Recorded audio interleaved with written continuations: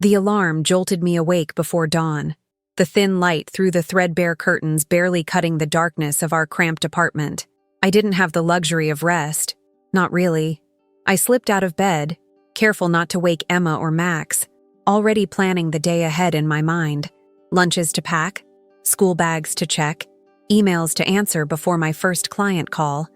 My life was this relentless cycle of exhaustion and responsibility, but I carried it like armor.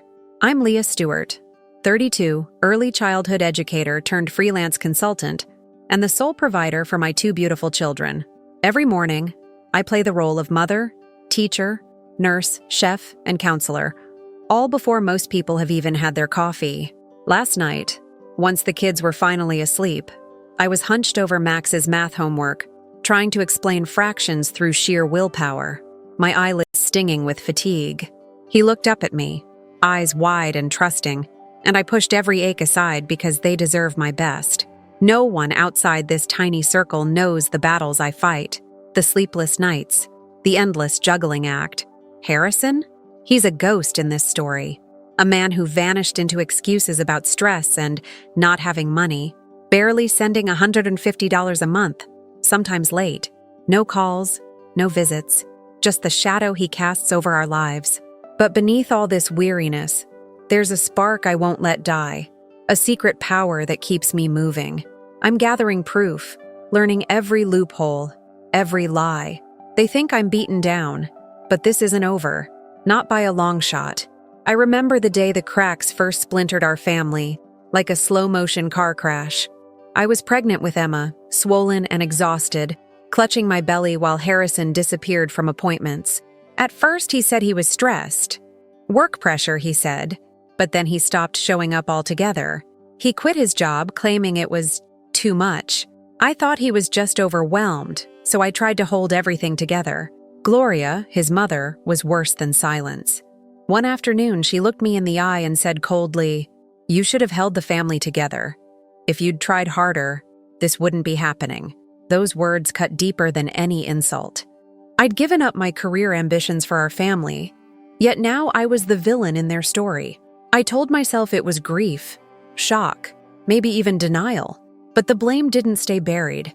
Gloria's favoritism toward Harrison turned the court battles into a war zone where I fought alone. I'd watch them whisper behind my back, their smiles sharp, their judgment like poison. It wasn't just about custody or money. It was about being erased, made invisible. I felt the weight of every accusation, every unfair comment, and it settled in my bones like a bitter winter.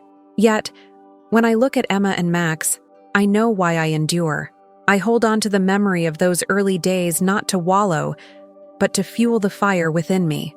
This isn't just about survival. It's about reclaiming what's rightfully ours. The sacrifices stack up like unpaid bills on the kitchen counter. I work 60 hours a week, juggling consulting gigs that barely cover rent, $200 a month for this small apartment, and the $800 I shell out for childcare, school supplies, extracurriculars, doctor visits, all on me. Last year alone, I paid nearly $15,000 out of pocket. Harrison's contribution? That pitiful $150 monthly child support, which sometimes didn't even show up on time. Marcus, my younger brother, wades into this mess when he can, watching the kids so I can catch a breath or take a meeting. He's hesitant, wary of the family drama that's spun out of control, but his help, however small, feels like a lifeline. Gloria's voice still echoes in my head, dismissive, cold, insisting I'm overreacting. But I've developed a secret weapon beneath the surface. Meticulous evidence gathering. Receipts piled in folders, screenshots of Harrison's lavish Instagram dinners and vacation photos, and quiet late-night consultations with a private investigator. The truth is there, buried under his lies. I haven't confronted him yet, not legally, but I'm preparing. I'm building something solid, something that can't be ignored. This fight isn't just for me, it's for Emma and Max, and for every sleepless night I've endured to keep them safe. The last custody exchange still stings, the humiliation sharp and raw. Harrison showed up late, flashing a smug smirk, dressed in designer clothes with a brand new smartwatch glinting on his wrist. In front of the small crowd at the park, he jeered, "I can barely afford groceries, but here I am." A few nods from strangers, pity laced with judgment. Behind the fence, Gloria's cold eyes bore into me, shaking her head like I was a child who'd failed again. I forced a polite smile, swallowing the lump in my throat. But inside, the hurt was a bitter poison. Why does no one believe me? The doubts crept in, subtle and unwelcome, whispering that maybe I'm the one who's broken. But I clenched my jaw hard, refusing to let this be the last word. This fight is far from over. After I'd finally dared to push back, sending that inquiry to Harrison about overdue support, standing firm when I could have stayed silent, the backlash hit like a tidal wave. It started with whispers, casual remarks from parents at school pickup, friendly faces that suddenly turned cold or disappeared altogether. I overheard someone say, "Leah's always been a little intense, maybe a bit unstable." My chest tightened each time I caught the glance of an acquaintance, their eyes filled with suspicion, as if I'd done something wrong. Harrison's game was clear. Undermine me anywhere he could. At the same time, Gloria's attacks grew venomous and loud, especially when Marcus came around. One afternoon, she cornered him during a family barbecue, her voice low but sharp as a blade. "Leah doesn't care about the family," she hissed. "She's only trying to ruin Harrison." The words felt like punches. Marcus's eyes flicked away, torn between family loyalty and reality. Harrison's latest tactic was gaslighting on a whole new level. He told anyone who'd listen that I was obsessed with money, that I'd abandoned emotional support for the kids in favor of chasing paychecks and legal battles. He claimed I was controlling and paranoid, painting me as the villain who refused to let the children breathe. I noticed fewer invitations to birthday parties, fewer friendly texts from people who once called me a friend. The isolation pressed down on me like a heavy fog I couldn't shake. I tried to explain my side, the truth, but my words fell on deaf ears. The community that once supported me had turned against me, and I was left standing alone in a shrinking circle. I felt the weight of it all, not just the custody battle, but the war on my character. It was brutal, and it wore me down, but I knew I had to keep fighting. Emma and Max needed me to be strong, no matter how much the world tried to break me.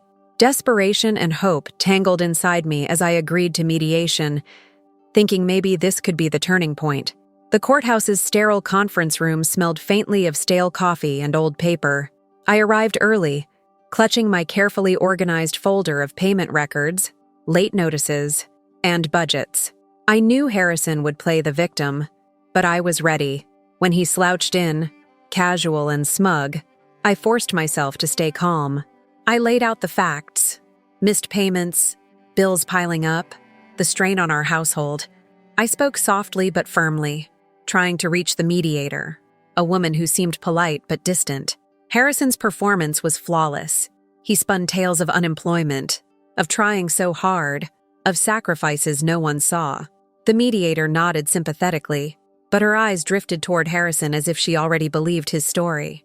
When I pressed harder, she cut me off gently, saying, "Leah, sometimes you have to be more understanding. We want what's best for the children, but this isn't an easy situation." Her words stung like betrayal. I left feeling crushed, my hope fading. The system was tilted and Harrison's smokescreen was winning. Months later, the courtroom became another stage for humiliation. I sat stiffly on the wooden bench, the kids tucked safely at home with Marcus. Harrison's lawyer presented his minimal income paperwork with a flourish, and Harrison himself looked the part of the starving father, cheeks hollow, fingers twitching nervously as he claimed he barely eats and struggles to make ends meet. Gloria sat in the audience, her smirk as sharp as ever, eyes gleaming with cruel satisfaction. When I tried to submit my evidence, screenshots of his new car, receipts from fancy dinners, and photos of a vacation he'd taken with his girlfriend, the judge cut me off, dismissing my claims as irrelevant speculation. The coldness in that judge's voice shattered something inside me. The order came down. Child support was halved again, dropping to $75 a month. My carefully balanced budget crumbled. Rent, groceries, school fees. It was all a growing mountain of stress and fear. Around me, Murmurs of sympathy flickered, but no one spoke up. I felt small and exposed, humiliated as if the courtroom were a spotlight on my failure. But beneath that pain, a slow-burning resolve took root. I wouldn't let this be the end. In a last-ditch effort, I wrote Harrison a letter, pouring everything into those pages. I outlined the children's needs in detail. The school supplies Max needed for his classes, the therapy Emma required after months of anxiety, the overdue dental appointments, and asked for honest communication, consistent support. I told him I wanted to avoid more court, that this was about the kids, not me. I waited days for a response, but what came back was vague and dismissive. He refused to meet or even talk seriously, deflecting with excuses about his own struggles. Then Gloria got involved again, intercepting messages and mocking me behind closed doors. "You're just trying to trap him," she sneered, as if my pleas were some kind of scheme.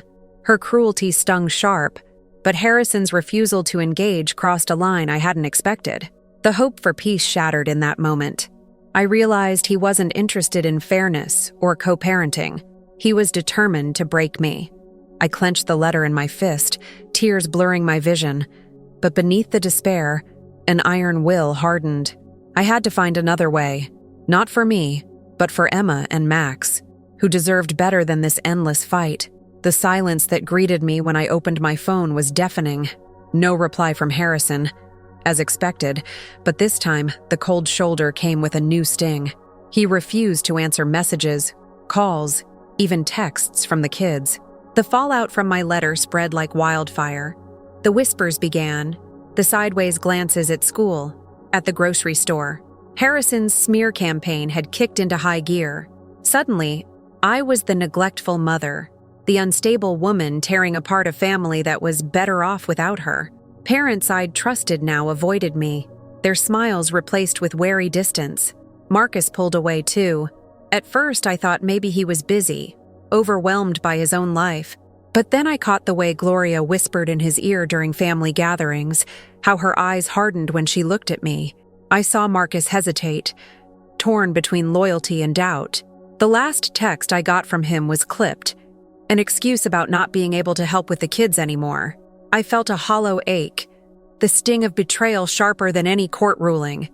No backup, no allies, just the weight of my children, their innocent faces looking to me for strength I wasn't sure I had that day.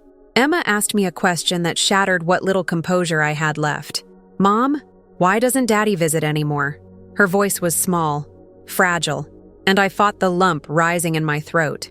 Max, usually so steady, was quieter than usual, lost in his thoughts, distant.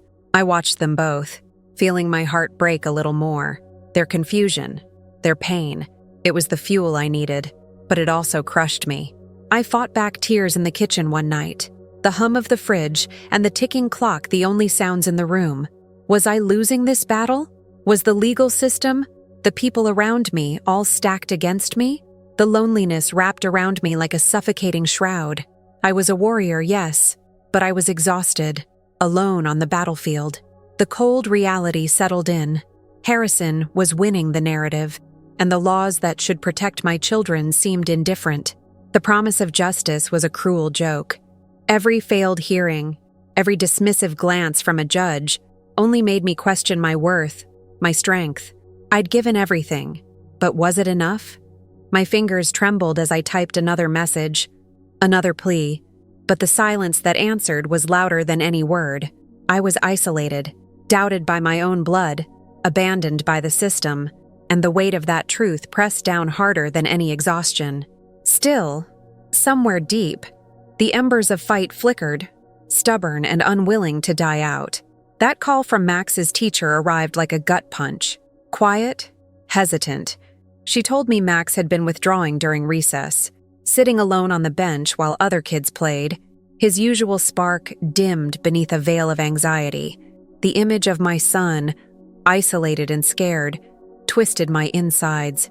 Emma's confession the next evening cut just as deep.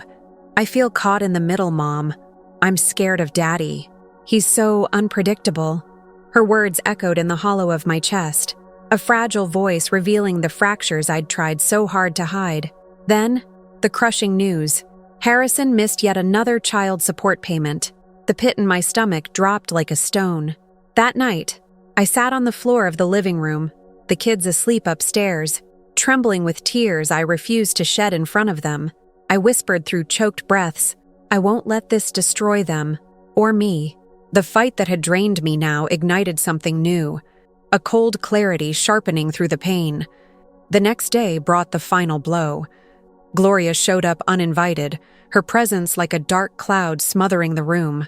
Her words slashed through the fragile calm. "If you'd tried harder, none of this would be happening." Her contempt was a dagger twisting in my heart. No support, no understanding, just blame. The last threads holding me together snapped quietly in that moment. I wasn't just tired. I was broken. And yet, beneath the wreckage, something inside me hardened, a silent vow taking root. Enough was enough. I would stop surviving and start winning. The weekend was a dark, lonely tunnel. No distractions, no demands, just me and the swirling storm inside my head.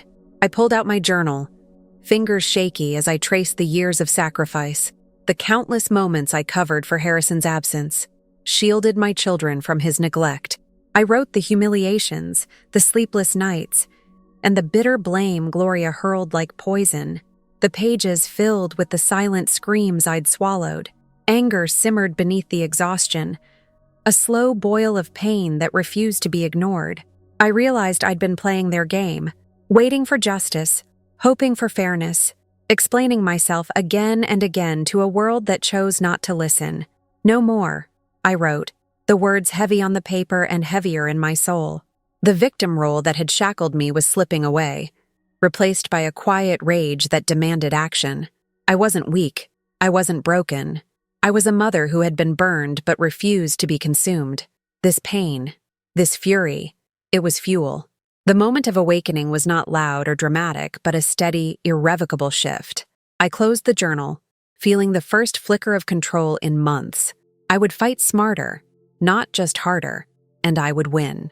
When Marcus stopped by the next week, our conversation was different. I laid out the plan I'd been holding close, exposing Harrison's lies, securing justice for the kids. I told him about hiring a private investigator, consulting a family lawyer known for taking down manipulative exes. He listened, skepticism melting into steady support. "It's time they see the real Harrison," he said quietly. For the first time, I felt the weight of his words not as doubt, but as a promise. Marcus agreed to help with the kids, giving me the space I needed for meetings, for strategy. I outlined the approach with fierce focus. Gather undeniable proof of Harrison's hidden income. Document every missed payment, every lie. The folders of evidence I'd been quietly compiling would finally mean something. My voice cracked as I said, "I'm done hiding." The tiredness was still there, but beneath it, a new strength was rising. This wasn't just survival anymore. It was calculated, relentless action. The battlefield was set, and I was ready. Alone, yes, but no longer isolated in purpose. The fight for my children's future had changed, and so had I. The late-night meeting with my lawyer felt like a turning point, even though exhaustion seeped into every bone. She spread the documents across the scarred kitchen table, her eyes sharp beneath tired lids. Together we traced the tangled web of Harrison's financial shadow, far from the pitiful figure he painted in court. The LLC registered under his girlfriend's name wasn't just a name on paper. It was a steady stream of income, nearly $67,000 a year, quietly funding the lifestyle he pretended to deny. My hands trembled slightly as I held the property tax records, credit card statements, receipts for dinners and concerts on his social media, each a dagger piercing the story he told the judge. My lawyer explained terms I'd heard before but never fully grasped. Income concealment, support arrears, willful misrepresentation. These were the weapons I hadn't realized I was wielding. The more we dug, the clearer it became how much they depended on me, how fragile Harrison's facade was. Every missed payment, every hollow excuse now stood beside a timeline of indulgence, weekend getaways, lavish nights out, Meals he posted with a smirk that felt like a slap in the face. His version unraveled with each detail I gathered, and for the first time in years, I saw the possibility of turning the tables. The exhaustion that had weighed me down suddenly transformed into a cold, fierce power. I wasn't just fighting blind anymore. I was armed, and I was ready. Back home, I stared at Emma and Max as they laughed over homework, their innocence a sharp contrast to the battle I was preparing. They didn't know the war playing out in courtrooms and behind closed doors, but every smile, every question reminded me of why I couldn't back down. Harrison's manipulation had kept them caught in the middle, their confusion and fear a constant ache in my chest. But now, with evidence building, I felt a surge of hope. They needed me to be their shield. I would map every vulnerability, expose every lie, and show the world the truth. No one would silence me again. Despite the mounting pressure, I kept my voice steady when I spoke with Marcus. His tentative support was a lifeline, but I knew the real battle was mine alone. I found myself drafting lists, organizing files, and revisiting every detail until they carved a clear path forward. The weight of responsibility pressed down, but beneath it, a quiet resolve solidified. I was done being underestimated. This fight was mine, and I would win it for my children. Every morning before the sun climbed, I found myself hunched over binders, digital files, and stacks of printouts. The world outside moved on, oblivious to the silent preparations that consumed me.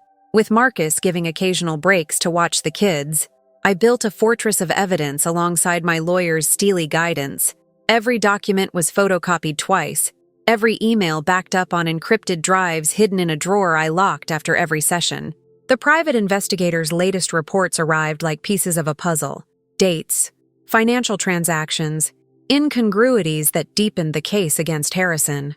I cross-checked them obsessively, driven by a fierce need to be flawless. No slip-ups, no gaps for him to exploit. Court dates loomed like shadows, but at home, I wore a mask of calm. Emma's shy questions about why Daddy wasn't calling, Max's quiet withdrawal at dinner. I met them with soft smiles and gentle reassurances.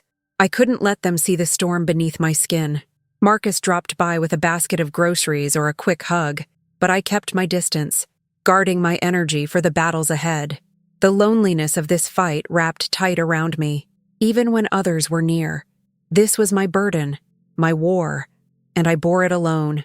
The lawyer scheduled expert witnesses, subpoenaed bank records, and lined up specialists who could testify to the financial truths Harrison tried to bury. I spent hours rehearsing my testimony, each line practiced until it felt like armor. Clear, my lawyer insisted. Factual, no emotion. But the fire inside me threatened to spill with every word. When the binders were finally stacked, labeled and locked inside a safe, I whispered into the silence, "This time, they'll hear me." The words felt like a promise, a vow carved from years of pain and sleepless nights. I wasn't a broken woman anymore. I was a warrior mother, preparing to strike with everything I had. Every night, the children's innocent laughter pulled me back from the edge. Their small hands clutching mine gave me strength. But when the house grew quiet and the world faded, I allowed myself a single moment of raw honesty. I was terrified. Not for me, but for them. The system was slow, the opposition cunning, and the cost of failure too high. Yet beneath the fear, a fierce determination burned brighter than ever. I would walk this path alone if I had to. For Emma and Max, I would fight until my voice was the only one left standing. Just when the pieces felt in place, the universe threw a curveball. My lawyer called late one evening, her voice tight with urgency. "Leah, you need to hear this," she said, sending me a file to listen to in the quiet of the night. The recorded voice was unmistakable. Harrison, speaking candidly to a friend years ago, admitting without shame, "I don't care what it takes. I'll say anything if it means I get the kids more." The words hit me like a thunderclap, shaking the fragile ground beneath my feet. This wasn't just manipulation or neglect. It was a calculated willingness to lie under oath, to weaponize everything for his gain. Gloria's smug facade, Harrison's victim act in court, it all crumbled with this recording. The realization sent a jolt of electricity through my veins. This was the proof I had been searching for, the weapon that could finally pierce their carefully crafted walls. My lawyer moved fast, incorporating the recording into our submissions, amplifying the impact of the financial evidence already gathered. The stakes skyrocketed overnight. Suddenly, this wasn't just about money or missed payments. It was about exposing a man who would sacrifice truth itself for custody. The weight of the discovery settled heavy, but I felt invincible for the first time in years. The recording validated every doubt, every suspicion I'd wrestled with in silence. It was a vindication born from patience and relentless digging. But with it came a new urgency. The court date was fast approaching, and the pressure tightened like a vice. I spent the night staring at the ceiling, the echoes of Harrison's voice replaying in my mind. I wasn't naive anymore. I knew the battle ahead would be brutal, but now I had a secret weapon. At the same time, a shadow of doubt flickered. How would Gloria react? She had built her identity around protecting her son's reputation. Could this revelation fracture the family ties that kept Harrison's lies afloat? Or would they double down, desperate to silence me? I swallowed the fear and let the fire take over. No matter what came next, I was ready to fight with everything I had. The moment of reckoning was near, and I wouldn't back down. The courthouse felt colder than ever as the hearing began, the sterile walls echoing with the tension I carried deep inside. My lawyer stood firm, presenting the dossier of evidence like a sword laid bare. LLC income documents, bank statements, and the bombshell recording that exposed Harrison's willingness to lie. I watched as his confident mask faltered for the first time, his protests weak and shaky under the weight of undeniable proof. Gloria's glare from the audience was sharp, but even she seemed unsettled by the turn of events. I felt a quiet calm settle over me, a stark contrast to the storm that had raged inside for years. The judge listened intently as my lawyer requested wage garnishment and stricter enforcement of child support, the words heavy with finality. I saw the subtle shift in the courtroom, the balance tipping. Behind the scenes, I moved swiftly, authorizing freezing orders on Harrison's accounts linked to the LLC, cutting off the hidden lifeline he relied on. The subpoena for his girlfriend to appear added another layer of pressure, tightening the noose around their deceit. It was the first taste of consequences for Harrison, and though they were small, they were immediate. Credit cards began to decline. Legal fees piled up. Harrison, who had thrived on manipulation and avoidance, was forced into a corner, scrambling to maintain his polished Disneyland dad image. But the cracks were showing. He didn't connect these moves to me. Not yet. I sat quietly, watching the slow unraveling, feeling a fierce pride rising within. For years I carried this fight alone, bearing every blow and every insult. Now, I was the one delivering the first strikes. At home, Emma and Max noticed the subtle changes.